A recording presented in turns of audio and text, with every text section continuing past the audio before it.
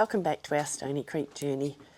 I'm just heading out to go and visit a duck, but we're back from holidays, obviously.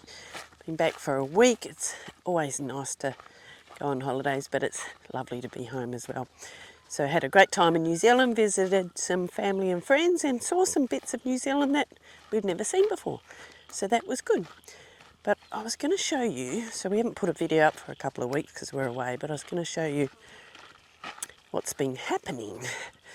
I'll pop up some videos of all the gardening we've been doing, a little bit of the gardening that I did before I went away. I planted the corn and I'll show you what it looks like now. But the day we arrived back, I couldn't find one of the ducks. So went looking and eventually we found her. So I'll show you where she is. Let me take you there, show you now. So here we are at the dam, and I know where she's sitting because there's a big thistle there that I've left. But if you come down here, and we'll try not to annoy her too much, but she's in here somewhere. You can see all the feathers. Hello, Mama Duck. There's heaps of feathers around. So she's sitting. She's probably been there. I'll just pop out. So I think she's been there for about a week. From all I have read, it looks like ducks incubate a little bit longer than chickens, perhaps 28 days. So we'll see. We'll let nature take its course. And we have seen some duck gloves, so possibly. I know that some ducks don't join, and not all ducks are equal, so we'll see what happens there on the duck front.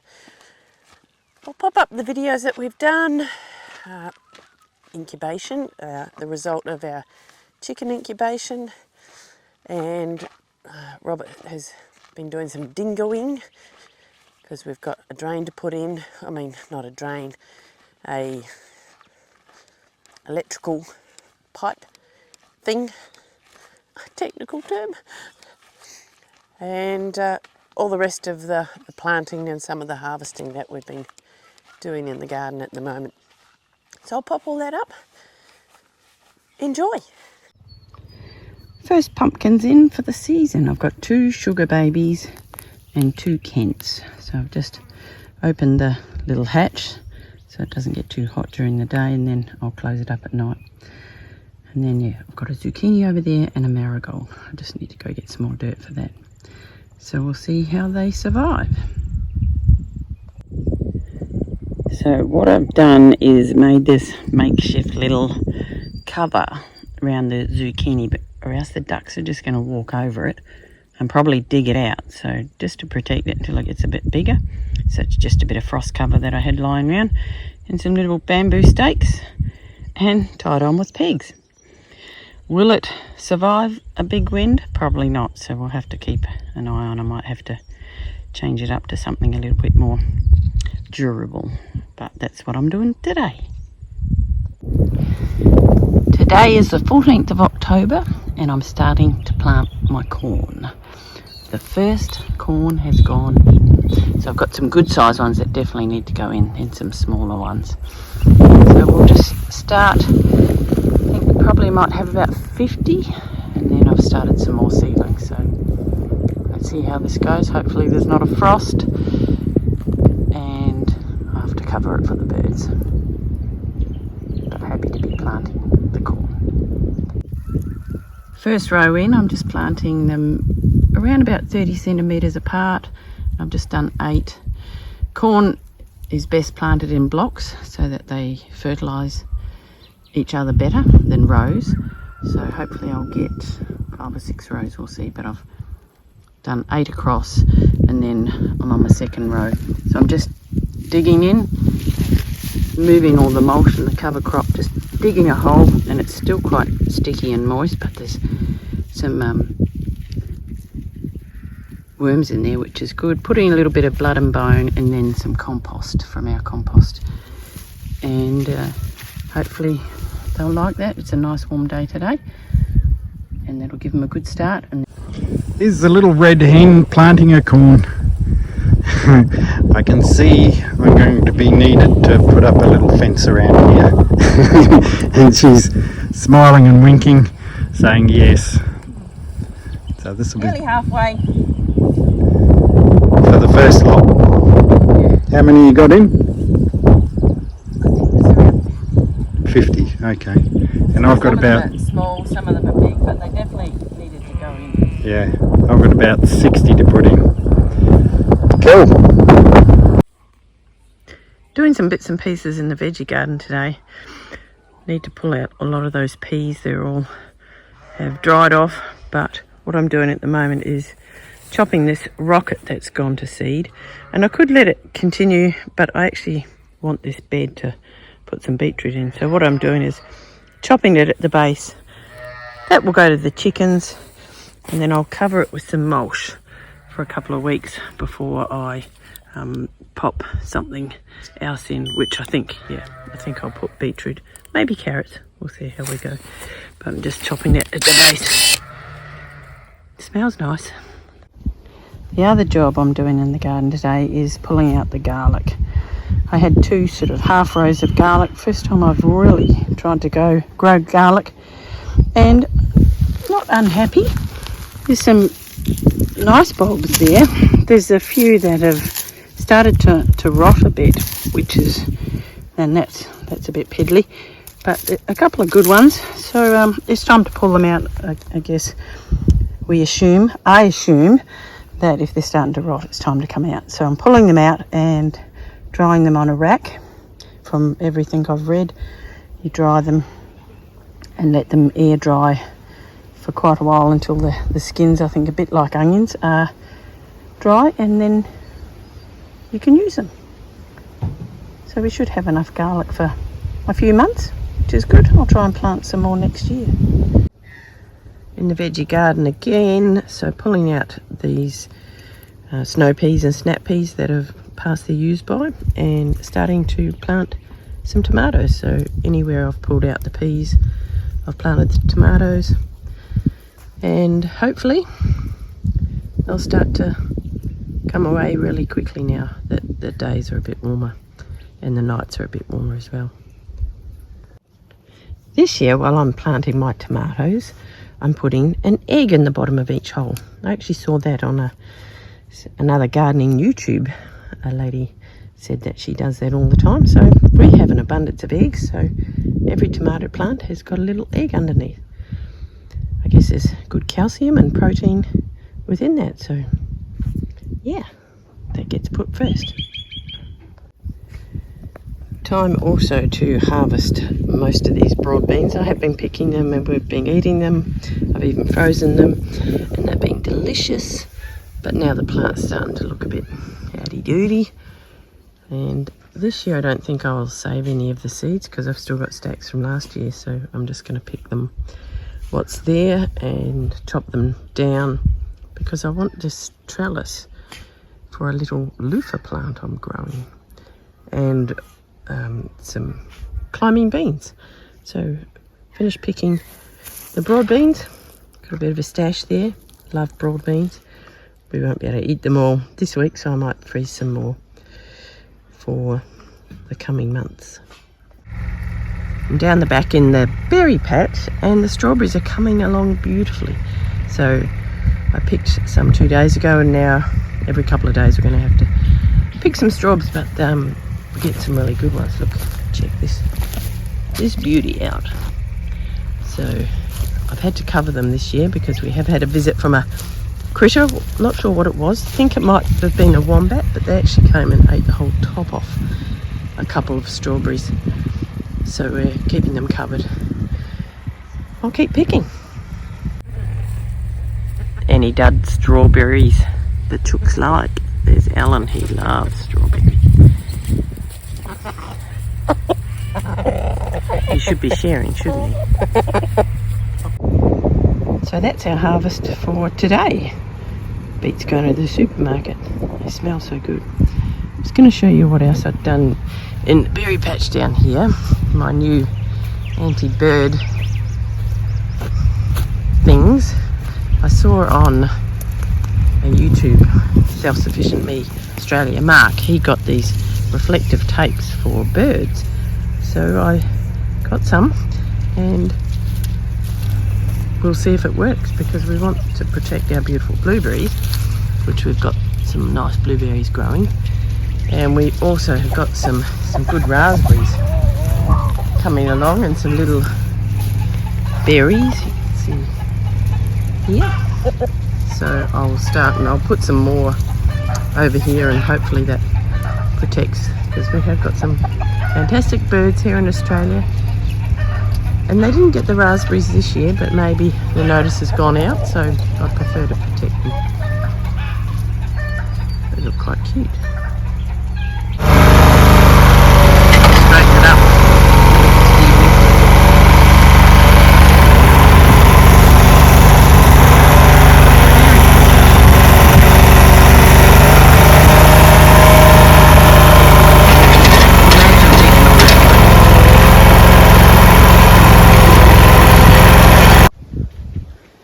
So Ronnie's got the dingo out again, because we've currently got an electrician coming and he's put in the lights to the shed. We just need to dig a trench to get the cable from the shed to the house.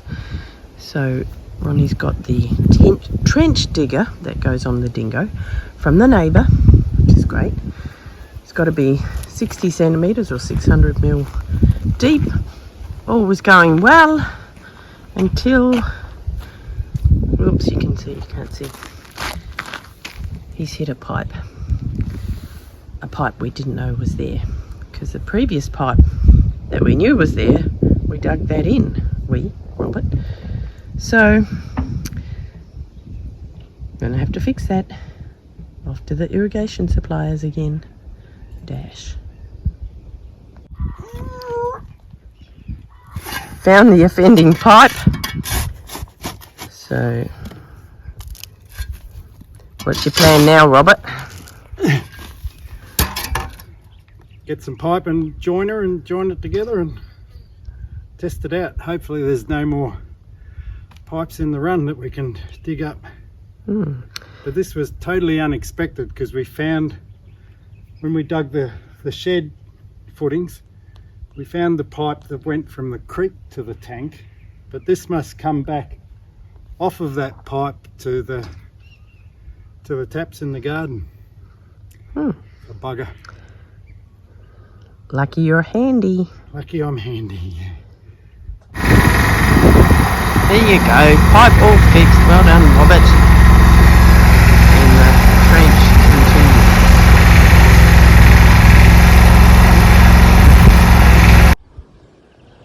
After being away for a week, come back and I'm just walking around the paddocks having a look around, and this is the second time I've come across an echidna in the back paddock, and these are remarkable little critters. As you can see, they're quite spiky, so when they get scared they tuck their nose in, and they've got big claws, and they'll burrow themselves into the ground, and all that's sticking up is their quills, and you don't want to touch them. So last week, or the week before last, I was out here and there were two in the paddock, so it's nice to see them out in the paddock. They eat insects and bugs and ants and termites, so they're good for the keeping bugs under control. But we've got a bit of growth happening along here, especially where we're irrigating, so that's a good sign. Hatching day, we had one little chick born 3 days early, and then we've had one last night, and so this morning there was 6, and there's 2 more coming out right now. But the Araucanas are cute little grey ones. Oh, you can see one behind this front chick. It's about to come out. Can't really see, she's in the road. But she's cute.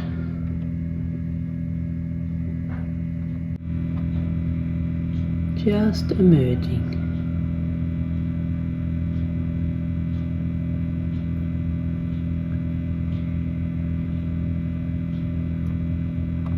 Here we go.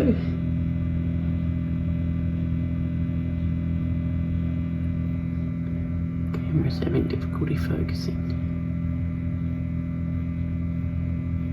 They're so funny, they have a little rest and then they all get up and get really busy. There we go. Another one hatched.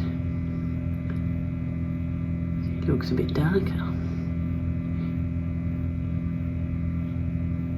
I'll show you all again once we finish hatching and taking them into their new little hutch. So here are our little hatched chicks. It's nearly a week since they were hatched, and we got 6 Araucanas and 3 of ours, which I'm assuming are Australorps because they're black. In the meanwhile, while we were hatching, we had stacks of broody chooks, and a couple of the broody chooks have hatched eggs here and there. Oop, the rain has just come, and there's been 3 little chicks that have hatched from the chicken coop.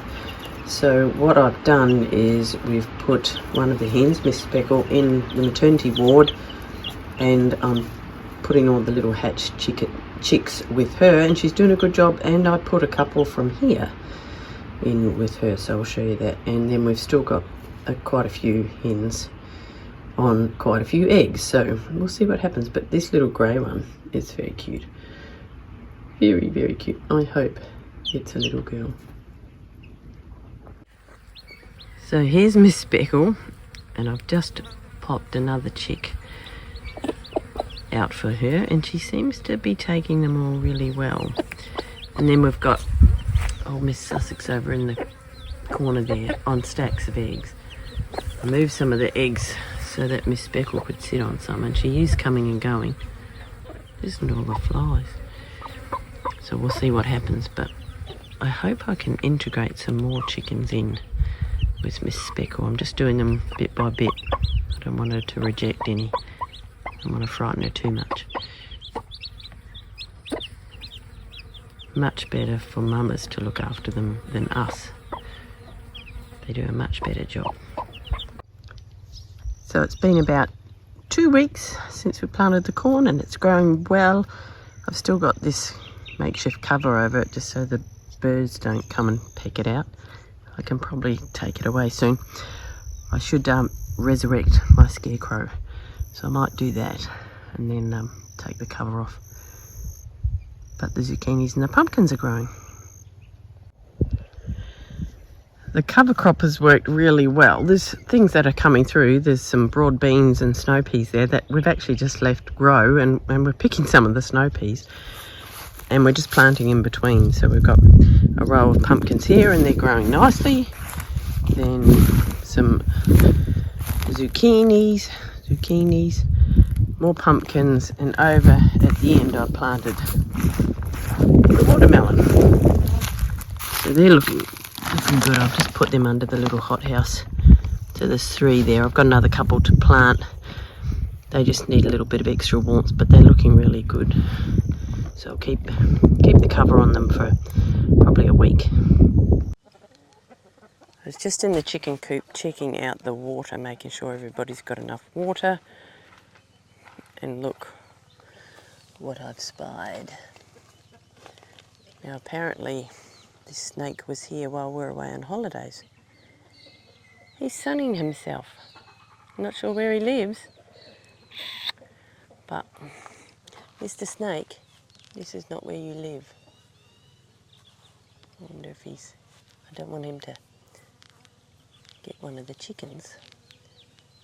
Let's see if I can scare him off. See where he goes.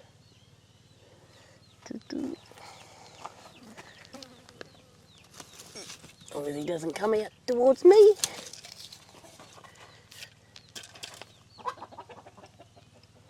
That didn't scare him too much, did it? Oh, there he is. He's off. As long as he doesn't go near the little chicks.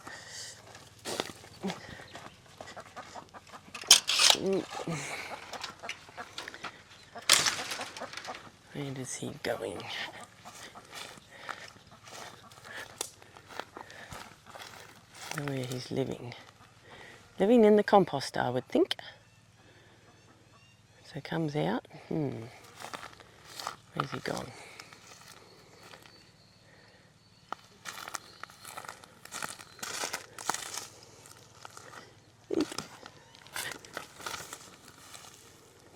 As I can see, he's just gone through that compost. Whew! Don't want him to go into the maternity ward where all the babies are. Never a dull moment on the farm.